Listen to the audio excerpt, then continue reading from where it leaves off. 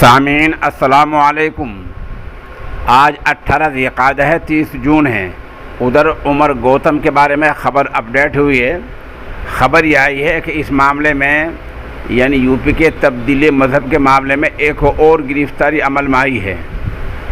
UP ATS ने तब्दीली मज़हब के मामले में एक और मुलज़िम को गिरफ़्तार किया है। मुलज़िम का नाम सलाहुद्दीन बताया जा रहा है, जिसको गुजरात से गिरफ़्तार किया गया है।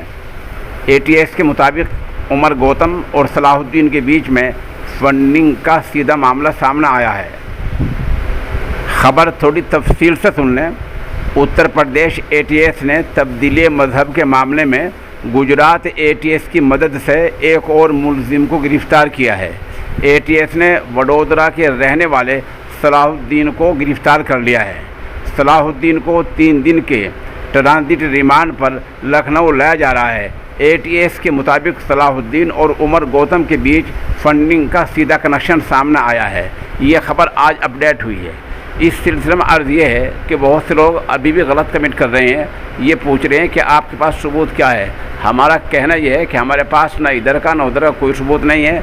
ख़बर रसा एजेंसी पर मुस्तनद ज़रिए से जो ख़बर उमर गौतम साहब के बारे में आ रही है, उसी को हम आप तक पहुंचा रहे हैं। आज ये खबर आई है कि इस बारे में गुजरात के सलाहुद्दीन को गिरफ़्तार कर लिया गया है।